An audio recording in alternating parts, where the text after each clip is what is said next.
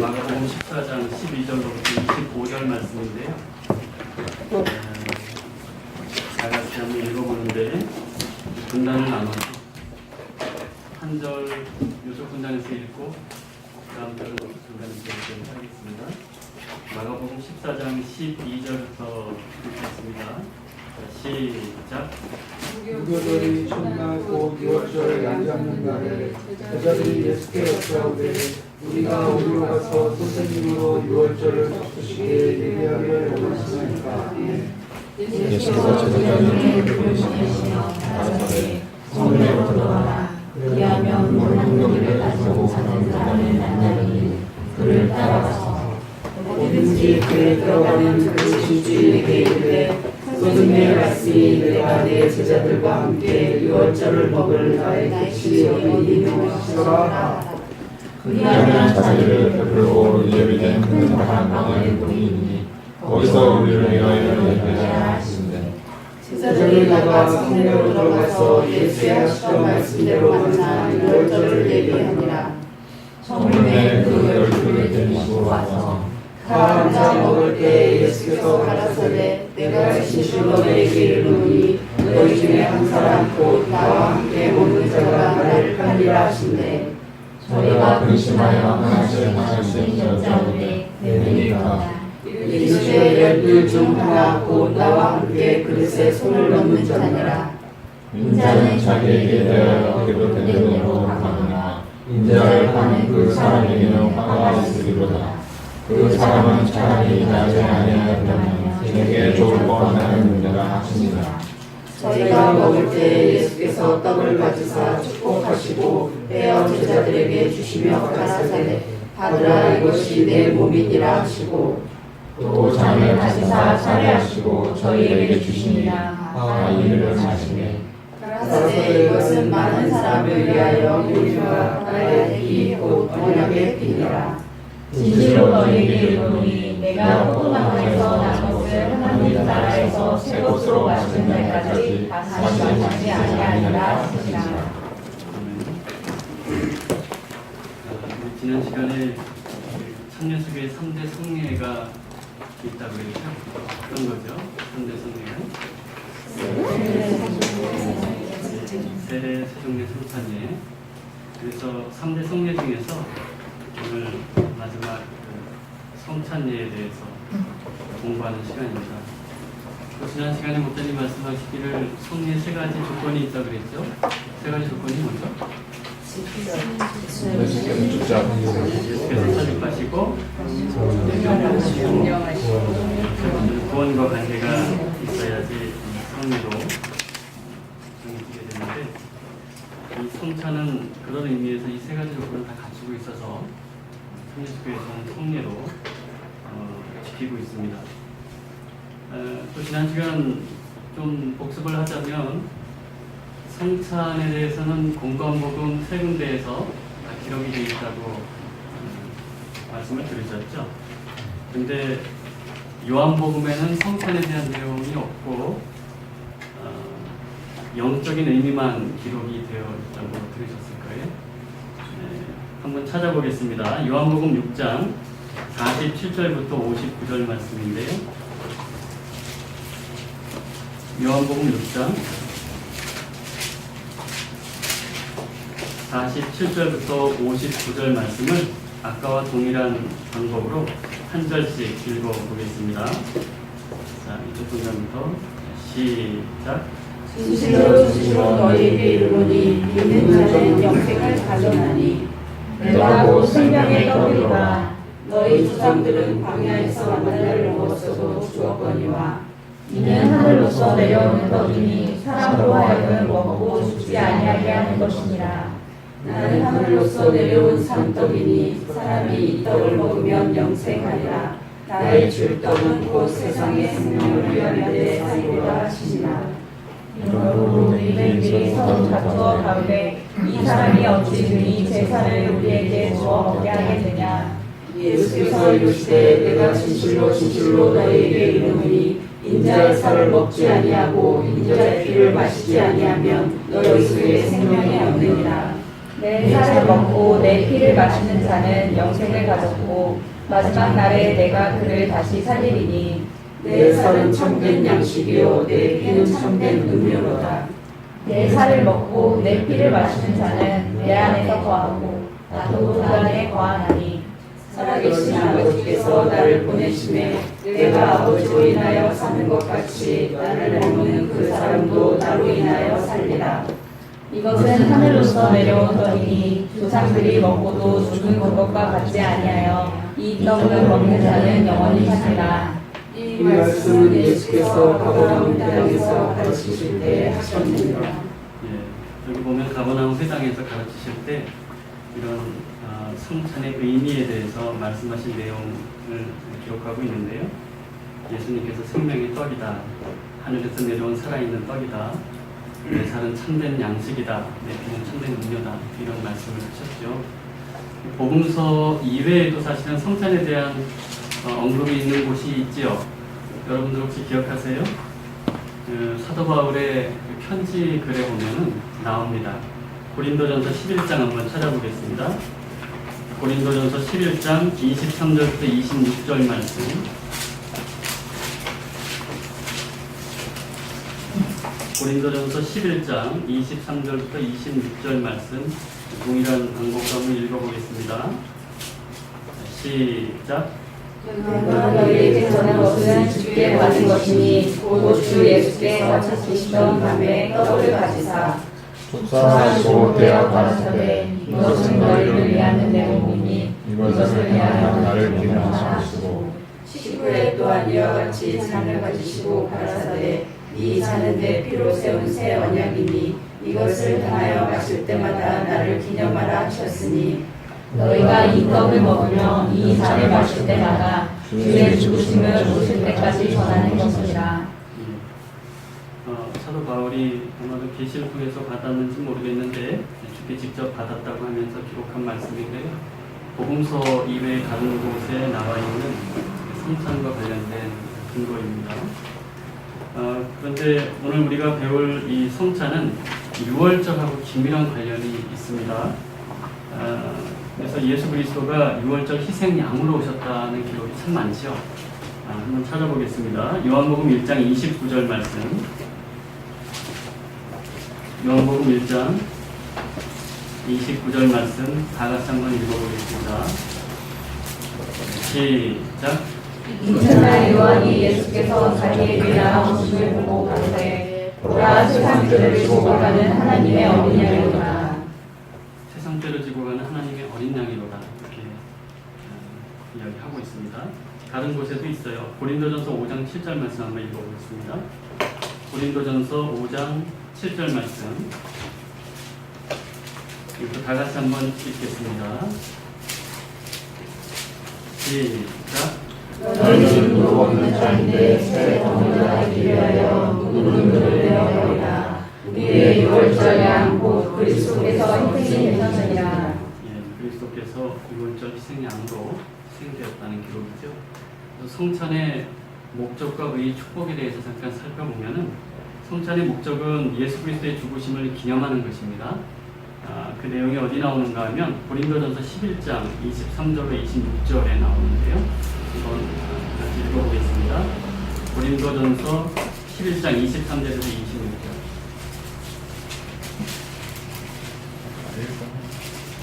11장 23절에서 26절 다 같이 읽겠습니다. 시작. 내가 너희에게 전한 것은 주께 받은 것이니 곧 주 예수께서 잡히던 밤에 떡을 가지사 축사하시고 떼어 가라사대 이것은 너희를 위하는 내 몸이니 이것을 행하여 나를 기념하라 하시고 식후에 또한 이와 같이 잔을 가지시고 가라사대 이 잔은 내 피로 세운 새 언약이니 이것을 행하여 마실 때마다 나를 기념하라 하셨으니 너희가 이 떡을 먹으며 이 잔을 마실 때마다 주의 죽으심을 오실 때까지 전하는 것이라. 성찬의 목적은 예수 그리스도의 죽으심을 기념하는 것이다. 기록이 되어 있고요. 성찬의 의의는 그럼 과연 뭘까요? 바로 그 앞장에 고린도전서 10장 16절 17절에 나옵니다. 고린도전서 10장 16절 17절 다 같이 한번 읽어보겠습니다. 시작. 우리가 축복하는 바 축복의 잔은 그리스도의 피에 참여함이 아니며 우리가 떼는 떡은 그리스도의 몸에 참여함이 아니냐. 떡이 하나요 많은 우리가 한 몸이니 이는 우리가 다 한 떡에 참여한다. 성찬의 의의는 예수 그리스도의 몸과 피에 우리가 참여하는 것이다 하는 것이죠. 그럼 성찬의 축복은 뭘까요? 이를 통해서 영생을 얻고 마지막 날에 부활하는 것입니다. 여러 성경 구절 있지만 그것은 적어만 놓으세요. 요한복음 6장 53절에서 54절에 성찬의 축복 내용이 나옵니다. 여기서 그 고린도전서 10장 16절 17절에 보면 그 참여한다는 표현이 나오죠. 예수 그리스도의 몸과 피에 참여한다. 이 참여한다라고 하는 그 헬라어 원어가 이 코이노니아입니다. 여러분 코이노니아에서 많이 들어본 말이죠.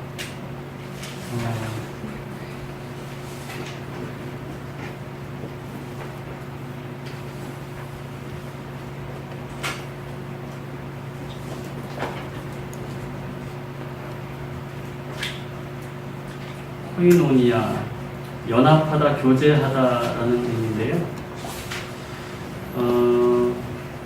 성찬은 주님의 몸과 피에 참여하고 영생을 얻고 마지막 날의 부활에 참여하는데 이 연합이라고 하는 것은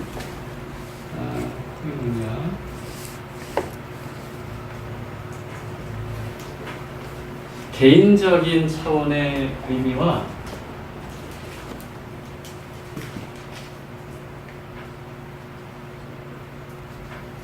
공동체의 의미가 함께 있는 개념입니다. 그러니까 주님의 몸이 내 몸으로 들어와서 내 몸의 일부를 구성하게 되고 내 몸은 주님의 몸의 일부가 된다는 거죠. 그런 의미에서는 이 개인적인 측면에서는 내가 주님의 주님으로부터 생명을 받고 내가 주님의 부활의 첫 열매인 그 주님처럼 나도 영생을 얻고 마지막 날에 부활한다고 하는 그 수직적인 차원의 어떤 측면이 있다면은 이 공동체에는 어떤 의미가 있는가? 여러분 우리 성찬할 때 떡을 만들지요. 성도들이 100명이 있어도 1000명이 있어도 떡을 하나로 만들어서 이거를 낱개로 이렇게 조각조각 내지요.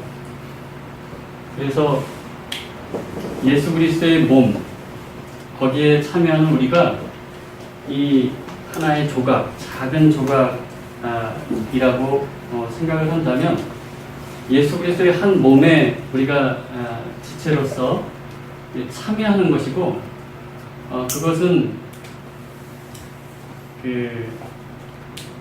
여기에서 어떤 공동체적인 윤리가 파생합니다. 그러니까 여러분 빌레몬서에 오네시모 얘기 나오죠. 오네시모가 빌레몬의 종이었고 노예였죠. 도망쳤어요. 그래서 바울에게 갑니다. 근데 바울의 복음을 듣고 그것은 종도 주인도 없는 차별이 없는 그런 복음을 듣고 바울에게 가는데 바울 입장에서는 이 빌레몬이라고 하는 사람이 오네시모의 주인이지요. 이 노예의 주인이에요. 그럴 때 편지를 써서 뭐라고 얘기를 하냐면 오네시모 보고 가라고 하면서 오네시모를 종이 아니라 형제로 받아들여달라 이렇게 부탁을 합니다. 그 형제로 받아들여달라는 말이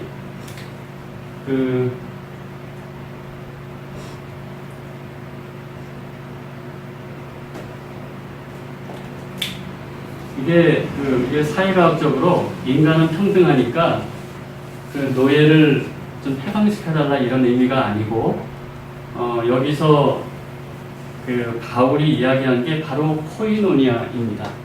우리가 한 하나님의 예수 그리스도 안에서 한 하나님의 자녀라고 하는 의식이에요. 그러니까 거기에는 종이나 주인이 따로 없죠. 우리는 같은 한 형제이기 때문에 이를 종으로 받아들이지 말고 형제로서 받아들여 달라고 하는 부탁을 한 거예요. 그러니까 이 세상은, 마귀에 속한 이 세상은 종이 주인을 섬기는 세상이죠. 그리고 조금 깨어있는 진보적인 사람들은 종도 주인도 없는 그런 사회를 꿈꾸죠. 그런데 우리 예수 그리스도 안에서 생활하고 사는 우리 신앙 공동체 내에서는 사실은 종이 주인을 섬기는 사회도 아니고요. 종도 주인도 없는 평등한 사회를 구현하려고 하는 것도 아니고요. 오히려 거꾸로 주인이 종을 섬기는 그런 공동체예요. 그러니까 이것은 세상 어디에도 없는 그런 공동체죠. 우리가 지향하고 추구하는 공동체는 바로 이건데, 우리가 예수 그리스도 안에서 하나님의 자녀가 되었다고 하는 것, 우리가 이 하나하나의 떡을 먹고 예수 그리스도 안에서 하나님의 자녀가 되었다는 그 의식이 수직적으로는 하나님께 부여받은 생명, 부활 이런 의미 있지만, 특히나 또 공동체적으로는 그 누구도 차별할 수 없는 같은 하나님의 자녀라고 하는 그 의식이 있어야 되고, 그것을 구체적으로 우리가 실천해야 되는 겁니다. 그래서 우리가 현실 생활하다 보면 아무래도 하나님께서 받아들여 주신 다른 성도를 내가 못 받아들이는 경우가 가끔 있어요. 함량미달의 성도들이죠. 내가 볼 때는 불량품이에요. 나는 도저히 이렇게 용납이 안 돼요. 그런데 가만히 생각해 보면 매우 부족하고 함량미달인 것 같은데, 중요한 건 하나님께서 그를 받아들여 줬어요. 그리고 당신의 백성 삼아 주셨어요. 세례 성령 통해서 거듭나게 해주셨어요. 그러면 이 떡 하나 먹고, 나도 떡 하나 먹고, 그 성도도 떡 하나 먹고, 우리가 예수 그리스도 안에서 같은 하나님의 자녀로서 참여한 자들이 되었고, 연합한 자가 되었고, 우리는 개인적으로 나중에 영생을 얻고 부활할 뿐만 아니라 우리가 이 땅에서 살아갈 때 그 신앙 공동체 내에서 그 누구도 차별할 수 없고 그 누구도 미워할 수 없다는 걸 의미하는 거예요. 그래서 이런 의식을 갖고 우리가 신앙생활을 한다면 우리가 현실에서 보는 그런 교회 내에서나 총회적으로나 여러 가지 갈등이나 그런 것은 사실은 있을 수가 없어요. 만약에 그런 의식이 없이 생활한다면은 일반 사회의 어떤 단체나 그런 데하고 크게 별반 다를 게 없죠. 근데 우리는 이제 그런 단체하고 좀 다른 점이 바로 이런 것이고, 그 핵심적인 개념이 우리가 이 참여한다고 하는 이 코이노니와 연합의 이 의미이고 개념입니다. 자, 이 정도로 서론을 하고요. 우리 1번 다 같이 읽고 한번 말씀 나눠볼까요? 1번 다 같이 읽겠습니다. 본문 내용 살피죠. 시작. 제자들이 예수께 질문한 내용은 무엇에 관한 것인가? 뭐에 관한 거죠? 12절 한번 읽어볼까요?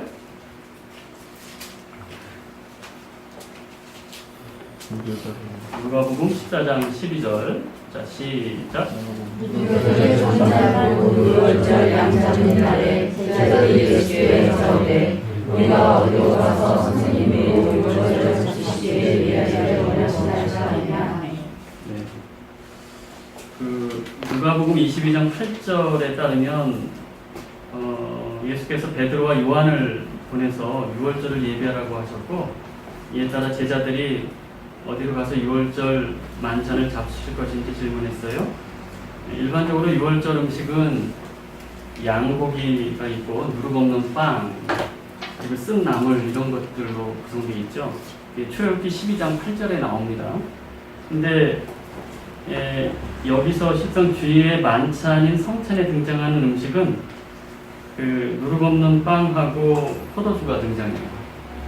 이것이 6월절 만찬하고 주님의 만찬인 그 성찬의 차이점입니다.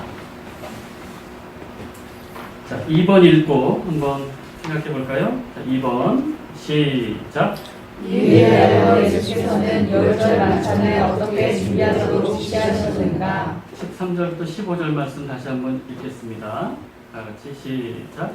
예수께서 제자 중에 둘을 보내시어 가라사대 성전으로 돌아가라. 그리하여 물 한 동이를 가지고 가는 사람을 만나리니 그를 따라가서 어디든지 그에 들어가는 집 주인에게 이르되 선생님의 말씀이 내가 내 제자들과 함께 6월절을 먹을 나의 객실이 어디 있느냐 하시더라 하라. 그리하면 자리를 베풀고 예비된 큰 다락방을 보이리니 거기서 우리를 위하여 예비하라 하시네.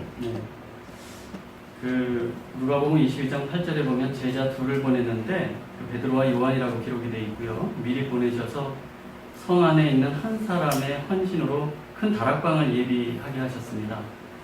이 상황은 전에 우리가 했었던 예수님이 예루살렘 입성하실 때 나귀를 준비하시는 과정하고 매우 좀 유사하죠. 첫 번째는 두 제자를 파송한 게 같습니다. 둘째는 두 제자들이 그대로 순종했어요. 세 번째로는 예비된 헌신자가 있었다는 거예요. 이 세 가지가 예수님이 예루살렘 입성하실 때 나귀를 준비하시는 과정하고 매우 유사한 것을 발견할 수 있습니다. 자, 3번 한번 읽어볼까요? 시작. 예수께서는 유다의 배반을 어떻게 이루하셨는가? 18절 다 같이 읽겠습니다. 시작. 다 앉아 먹을 때 예수께서 가라사대 내가 진실로 너희에게 이르노니 너희 중에 한 사람 곧 나와 함께 먹는 자가 나를 팔리라 하시네. 유다의 배반은 그 최측근 중에 하나인 12제자 중에 그 하나라는 사실에서 매우 충격적이죠. 그리고 직접적으로 유다를 언급하지는 않으시고 함께 그릇에 손을 넣는 자라고 하면서 그 배신자의 신원을 추측할 수 있도록 실마리를 제공하는 방식을 사용했습니다. 다른 복음서에는 유다가 배신자라는 사실을 좀 더 구체적으로 말씀을 했는데요. 이 마가복음에서는 함께 그릇에 손을 넣는 자라는 말로 그 친밀함이 배신의 도구가 되는 것에 대한 상징적인 표현을 하고 있어요. 마가복음에서는 최측근 배신자에 대해서 특정하지 않고 나와 함께 먹는 자가 나를 팔리라 라고만 말씀을 하셨습니다. 이런 비슷한 말씀이 시편에도 있어요. 시편 41편 9절 말씀 한번 읽어볼까요? 시편 41편 9절 말씀 읽겠습니다.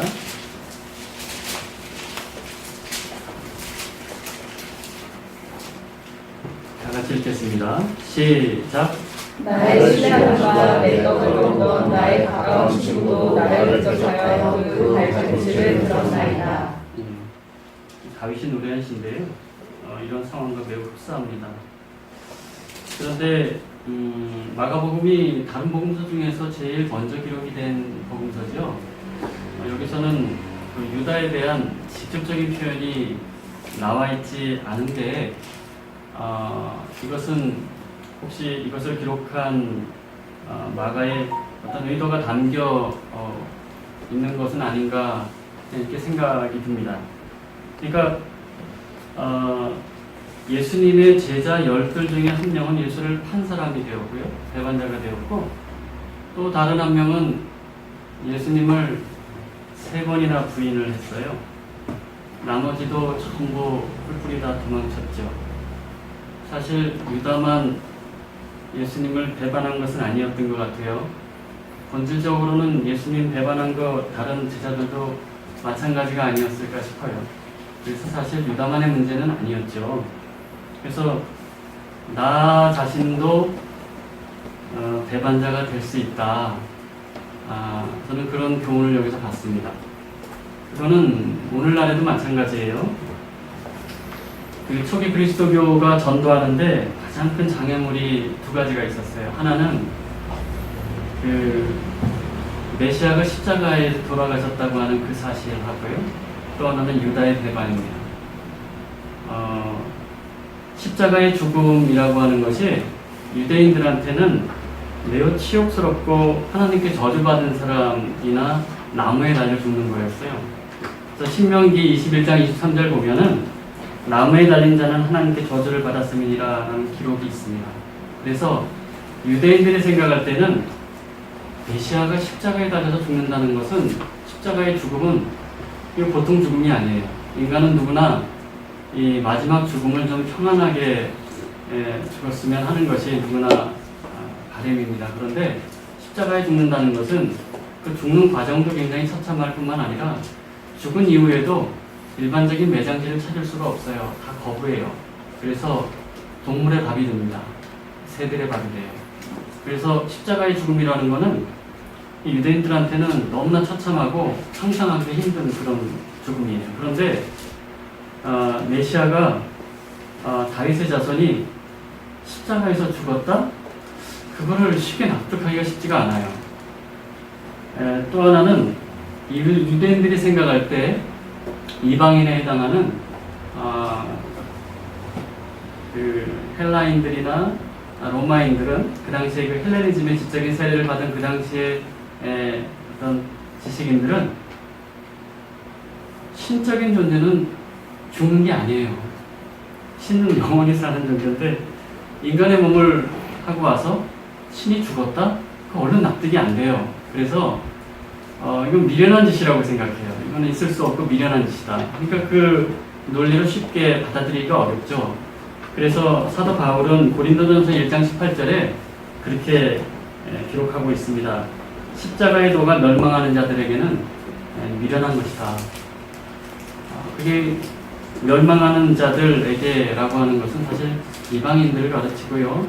그 당시에 구체적으로는 헬라인들이나 로마인들, 그 당시에 헬레니즘의 문화에 이렇게 지적인 세례를 받은 소위 그 유대인들 입장에서는 이방인들이지만 또 그 사람들 입장에서는 나름대로 이렇게 지적이고 세련된 지적인 어떤 능력이 있는 사람들이 생각할 때는 이 미련한 짓이라는 거예요. 전도하기 쉽지 않았습니다. 또 하나는 이 유다의 배반인데요. 어떤 신앙 공동체가 정당성을 확보하기 위해서는 똘똘 뭉쳐서 나름대로 이렇게 열심히 해도 사실 쉽지 않은 그런 일이죠. 그 당시에 그리스도교는 1세기, 2세기 이때는 이게 무슨 새로운 어떤 그 종교라기보다는 유대교 안에서 뭔가 해석을 달리하는 어떤 분파 정도로 인식을 했어요, 유대인들은. 근데 유다의 배반을 통해서 아니 뭐 최측근의 그 제자도 배반하는 그런 정도의 허접한 논리의 신앙이라면 그 별로 받아들일 만한 것이 아니잖아요. 정당성이 심하게 훼손되는 상황이죠. 이런 측면이 있었다는 거고, 또 하나는 유다는 여러 가지 정황과 연구가 있습니다만 그 굉장히 다양한 영향을 미쳤던 사람이에요. 그러니까 예수님의 제자 중에서 열심당인 그 시몬이라는 사람이 있었죠. 그 유다는 시몬하고 약간 친했던 것 같아요. 그리고 그러니까 아마도 열심당원이었을 가능성이 좀 농후했던 사람이고요. 유다를 위한 변명을 좀 하자면 다른 제자들은 대부분 갈릴리 출신들이에요. 갈릴리 출신들인데 이 사람만 저 유다 저쪽 남쪽에서 올라왔어요. 출신 성분이 다른 제자들하고 조금 달랐기 때문에 항상 이 사람은 혼자였을 거예요. 좀 외로웠을 거예요. 왕따였을 거예요. 그거하고 이렇게 말 섞어서 대화하기도 좀 뭐한. 근데 안에는 굉장한 자기 나름대로의 신념이 투철했던 그런 사람이었던 것 같아요. 여기서 좀 생각해 볼 것이 그 유다의 그 죽음이 그냥 전통적인 해석 방법처럼 돈을 탐하다가 예수님 돈을 팔고 이렇게 죽었다는 해석이 그동안 이제 전통적인 해석인데, 일부의 해석에서는 목사님도 잠깐 말씀하셨지만 좀 색다른 해석이죠. 근데 그럴 수밖에 없는 게, 유다가 그 예수님을 팔 때 받은 돈이 얼마죠? 은 30이죠. 은 30은 구약 당시에 보면은 노예가 소에 받쳐 죽었을 때 그 소 주인이 노예 주인한테 그 노예의 몸값을 물어주는 돈이에요. 노예값이죠, 노예값. 노예가 그 당시엔 물건 같았으니까 노동력을 제공하는 물건이었죠. 그게 은 30이었어요. 그런데 그 당시에 예수님의 그 위치는 사실은 그 당시에 집권자들이나 그 당시에 성전에서 소위 이렇게 종교적인 실권을 가지고 있던 사람들 입장에서는 이 거물급 인사예요. 지명수배로 이 사람을 넘기면 은 30이 문제가 아니에요. 그런데 만약에 유다가 돈이 탐나서 그랬었다 그러면 더 많은 액수를 요구했을 것 같아요. 그런데 그 노예하는 그거를 요구했다는 게 얼른 납득이 좀 잘 안 가요. 물론 이제 구약에 이렇게 예언이 돼 있죠. 그리고 유다가 회심하는 것도 굉장히 좀 미심쩍어요. 유다는 아까 말씀드렸듯이 젤로탄적인 성향을 가지고 있었던 사람이에요. 이스라엘의 회복을 바랬죠. 그런데 지금 우리가 정치와 이 종교가 나누어져 있는 지금 입장에서 2000년 전에 보면은 그들의 메시아관이 굉장히 왜곡됐다고 우리가 평가하잖아요. 육적인 이스라엘의 회복을 바랬다. 그런데 그건 이제 지금 우리 입장에서, 현대적인 입장에서 이렇게 분석을 해서 이렇게 평가하는 것이지, 그 당시에는 정치와 종교가 이렇게 따로 있는 게 아니었어요. 그러니까 이스라엘 백성들이 왜 예수님의 제자들이 계속해서 예수님이 십자가에 돌아가시기 직전까지 계속 자리다툼하고 싸웠겠어요? 그들의 메시아는 그냥 메시아관은 하나예요. 그들의 신앙이 곧 정치적인 거였고요. 정치적인 게 곧 신앙이었어요. 그러니까 이스라엘의 회복이라는 것은 이민족 하나님의 나라가, 하나님 나라가 그 이스라엘이죠. 하나님이 통치하시는 하나님 나라가 이민족의 지배를 받고 있어요. 이건 있을 수가 없는 일이죠. 신앙의 양심으로 있을 수가 없는 일이에요. 그들이 끊임없이 이렇게 AD 한 68년 1차 유대전쟁이 일어나고 로마를 상대로, 그 다음에 2차 유대전쟁이 AD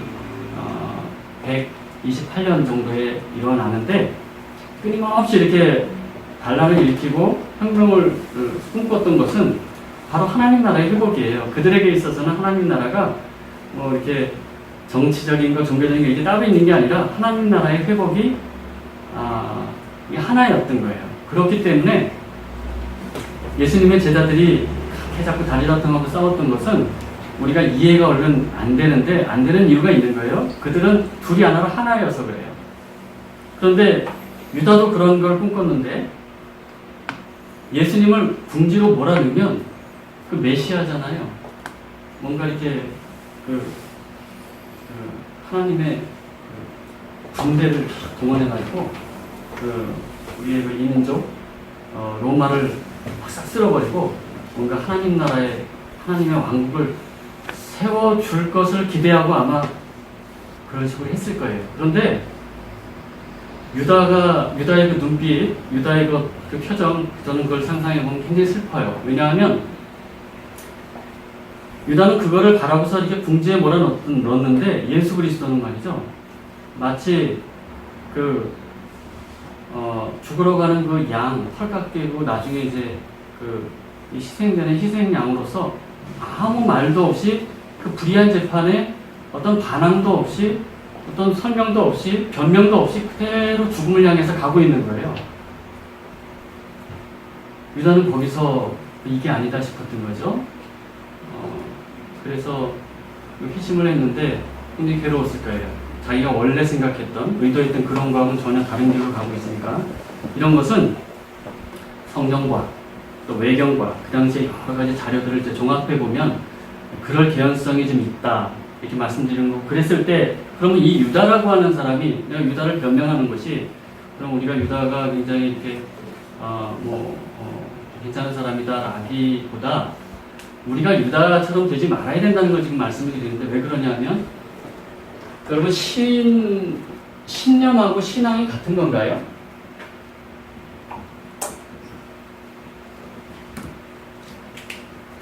신념하고 신앙이 같은 거라고 오해하는 분들이 있어요. 그래서 저는 한마디로 유다에 대해서 요약을 하자면 신념을 위해서 신앙을 버린 사람이다 이렇게 생각합니다. 여러분 우리 그 파리교회 양위민이라는 분이 있죠. 연합중에서 제명됐습니다. 그분이 훈련을 많이 하신 분이에요. 연합중에서 보면은 선교도 많이 하고 업적이 많고 말씀의 은사가 있고 철학도 공부하신 분인데 그분이 주전공이 철학이에요. 그리고 이 또 유다와 관련해서는 여러분 영주주의라고 많이 들어보셨죠? 영주주의적인 영향이 굉장히 그 이후에 유다와 관련해서 굉장히 큰데요. 영주주의 그 주제만 가지고도 몇 시간 강의가 필요할 정도로 참 많아요. 근데 어쨌든 1978년에 유다복음이라고 하는 그런 자료가 발견됐었고 또 나그 한마디 이 자료 같은 데서 1945년 그럴 때 많은 자료가 발굴됐는데 거기에 대부분이 그 영주주의적인 성향을 가지고 있는 문서들인데 지금 그 파리, 프랑스, 여러분 뭐 베르나르 베르베르 이런 사람들 그 책 있잖아요. 문학, 문화, 지금 우리가 흔하게 서점에서 구하거나 즐길 수 있는 많은 문화 콘텐츠 안에 이 영주주의가 들어있어요. 여러분 베르나르 베르베르의 책들 한번 읽어보세요. 우리하고는 다른 굉장히 이렇게 매혹적인 신관들이 막 벌써 나와요. 영주주의적인 입장에서. 그런데 이 양예민이라는 분이 주장하는 것이 마귀 자전론이에요. 한문으로 되어 있으니까 뭐 이런 말이 있나 그런데 이건 다른 말로 말하자면 선악 이원론이고요. 그러니까 하나님과 사탄인 마귀가 그냥 동률이에요. 선악 이원론. 그러니까 이것이 뭐 여러분 페르시아의 뭐 조로아스터교라든지 이원론 참 많죠. 현실을 설명하는데 가장 매력적인 그런 사상이에요.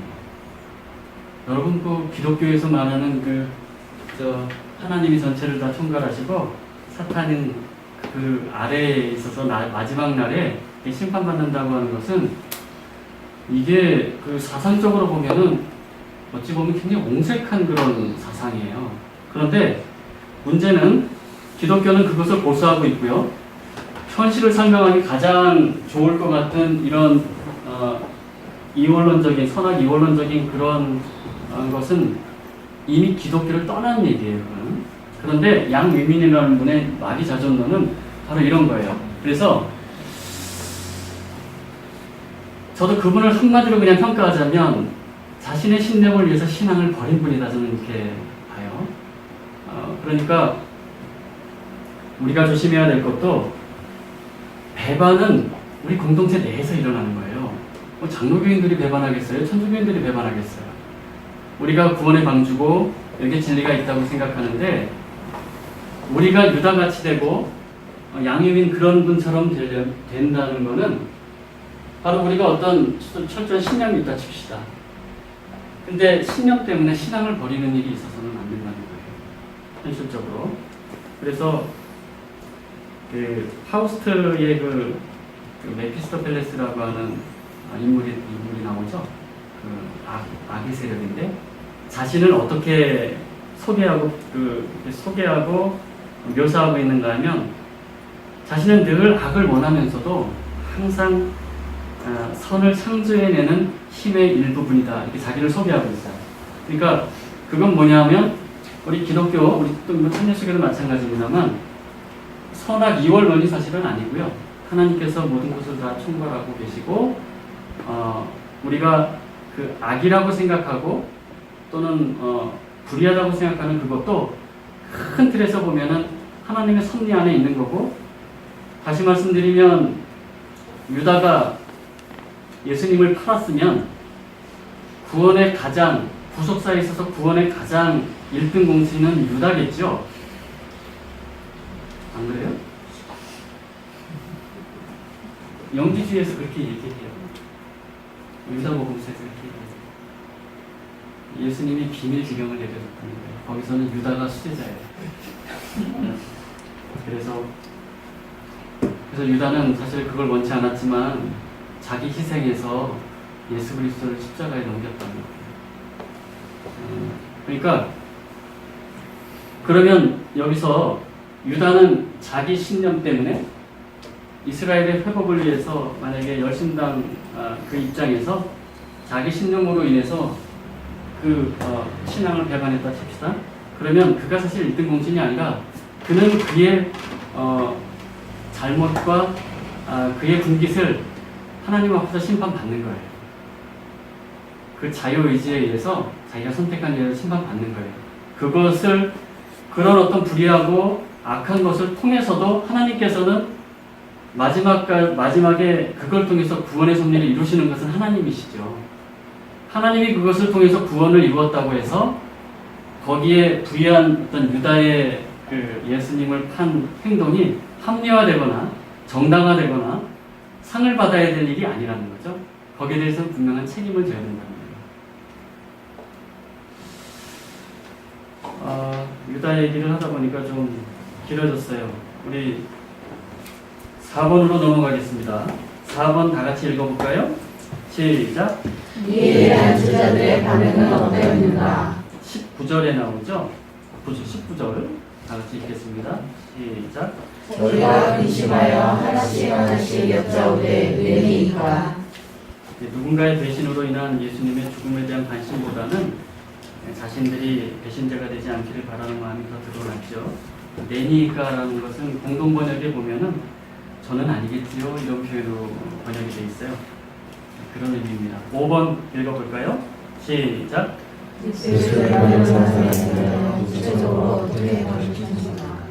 성경 말씀 20절 다 같이 읽겠습니다. 시작. 이르시되 12 중 하나 곧 나와 함께 그새 손을 자자라. 18절에 이어서 똑같은 표현이 거듭 반복되는데요. 최측근으로 인한 배신의 확실성을 강조하셨고 동시에 공개적으로 이런 것을 언급함으로써 돌이킬 기회를 주시기 위해서 회개를 촉구하신 것이기도 합니다. 만약에 이거는 만약이죠. 역사에 있어서 만약이란 있을 수 없는데요. 유다가 회심을 했어요. 하려고 하다 마음을 접었어요. 그럴 수 있겠죠.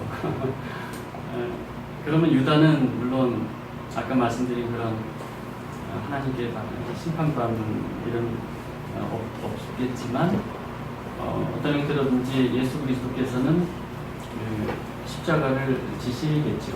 어떤 형태로든지. 그것은 사실은 신비에 속한 일이고 우리가 알 수 있는 일은 아니고 우리의 그 인식의 한계를 넘는 일이니까 굳이 뭐 이야기할 건 없을 것 같습니다. 6번 읽고 또 답을 해볼까요? 자, 6번 시작. 예수께서는 자신을 파는 자에 대하여 어떻게 언급하셨는가? 21절 말씀 다 같이 읽겠습니다. 시작. 인자는 자기에게 대하여 계획된 대로 가거니와 인자를 파는 그 사람에게는 화가 있으리로다. 그 사람은 차라리 나지 아니하였다면 죄의 죽음을 선하였느니라 하시니라. 예수님의 죽음은 구약 예언의 성취이죠. 그래서 하나님의 섭리에 따라 예정된 길을 가시는 건데 다만 그렇다고 해서 예수를 팔아넘긴 이 유다가 하나님의 심판을 피할 수는 없습니다. 그래서 여기 그 차라리 나지 아니하였으면 제게 좋을 뻔하였느니라 라는 표현이 있는데요. 이거는 랍비들이 흔히 사용하는 관용어예요. 이게 외경에도 나오는데요. 에녹서 38장 2절 보면은 거기다 동일한 표현이 나옵니다. 그리고 비슷한 표현이 그 욥기에도 나와요. 욥이 자신의 그 고통 속에서 자신의 나은 날을 이렇게 저주하면서 이런 비슷한 표현이 있습니다. 그래서 이것은 자신을 파는 자에 대한 어떤 동정의 의미로 사용한 관용어다 이렇게 생각하시면 되겠습니다. 7번 다 같이 읽겠습니다. 시작. 예수께서 자신의 의미를 어떻게 설명하시나. 읽어볼까요? 자, 시작. 저희가 먹을 때 예수께서 떡을 가지사 축복하시고 떼어 제자들에게 주시며 가라사대 아들아 이것이 내 몸이니라 하시고 또 잔을 가지사 살해하시고 저희에게 주시니이다 다 이를 하시네. 가라사대 이것은 많은 사람을 위하여 흘리는 바 나의 피 곧 언약의 피니라.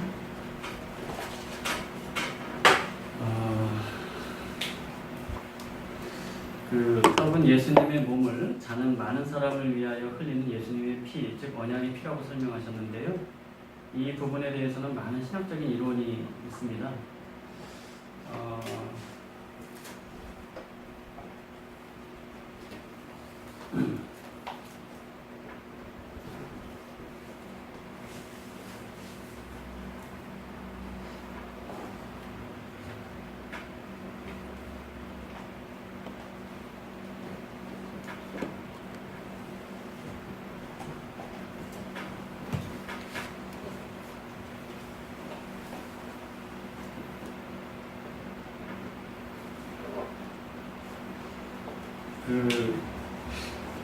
크게 보면은 한 4가지 설이 있는데요.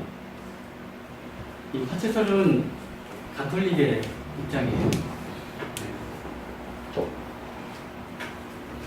이 공제설은 루터 입장입니다. 영적 인재설은 칼빈 입장이고요. 이거는 쯔빙글리라고 스위스의 종교개혁자죠.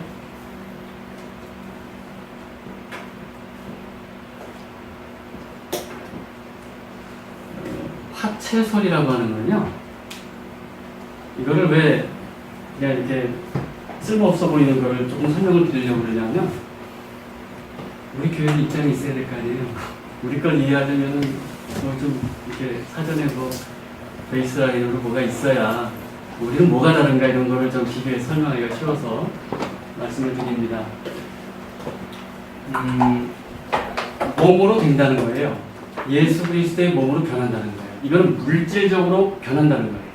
그러니까 가톨릭에서는요, 그 사제가 신부가 이것은 주의 몸이니 하고 이렇게 선언을 하잖아요. 옛날엔 라틴어로 그걸 말했어요. 선언하면 그게 예수 그리스도의 몸으로 변한다는 거예요. 물질적으로.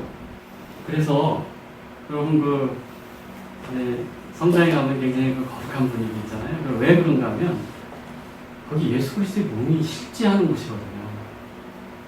그래서 어떤 호리하고 거룩한 그런 분위기가 필요한 거예요.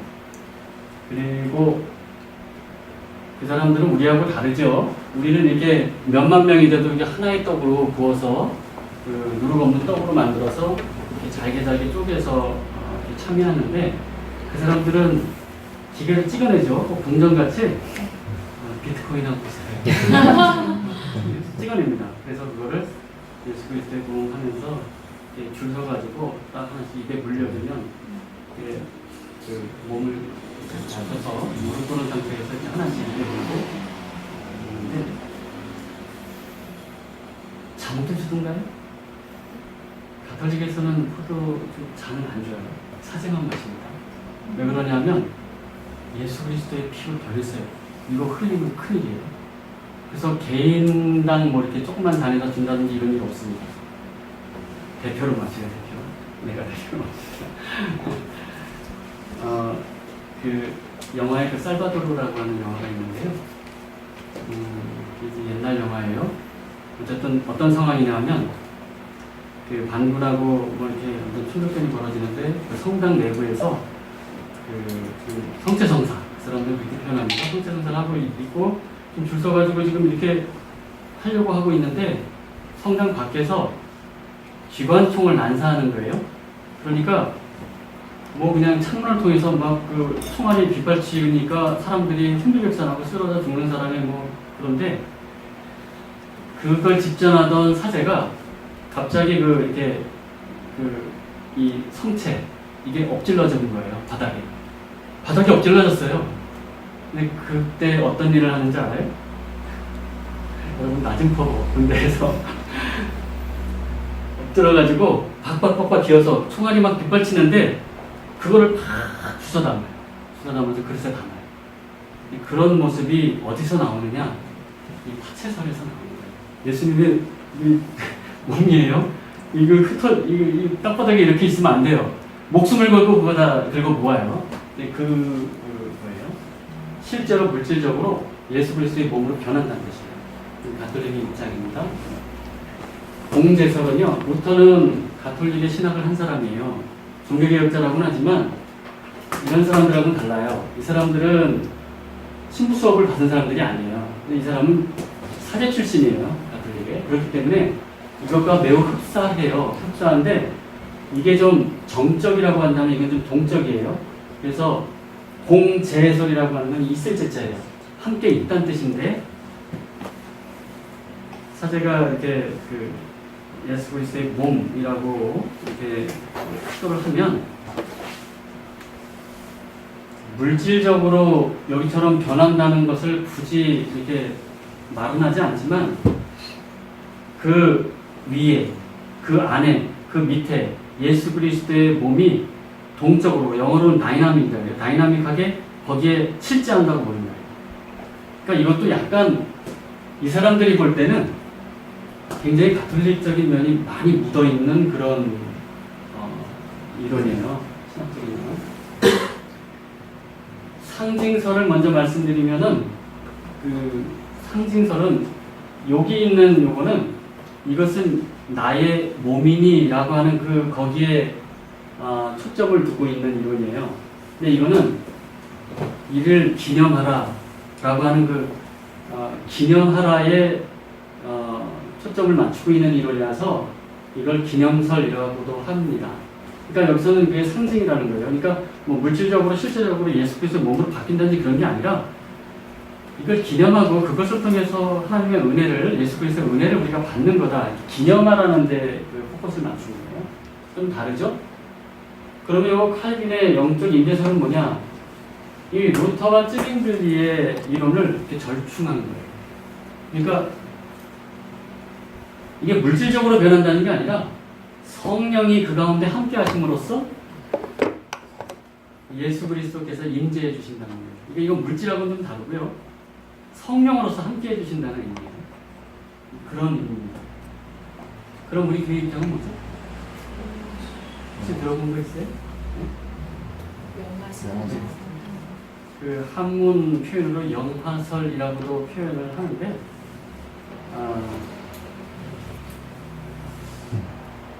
어쨌든 간에 이 모든 것은 아니라는 거죠. 근데 어떤 차이가 좀 있어요. 예전에는 우리가 영화설이라고 이렇게 표현을 했었죠. 영적으로 예수 그리스도의 몸으로 변한다는 의미죠. 영적으로. 그러니까 실제로 물질적으로 예수 그리스도의 몸이 여기 와 있다는 그런 뜻은 아니고요. 그러니까 그런 의미에서는 화채설하고도 좀 다르죠. 또 공제설하고도 좀 다르죠. 단순 상징도 아니죠. 우리가 단순 기념하고 그를 통해서 우리가 은혜 받는 거라고 하는 단순 상징설도 아니에요.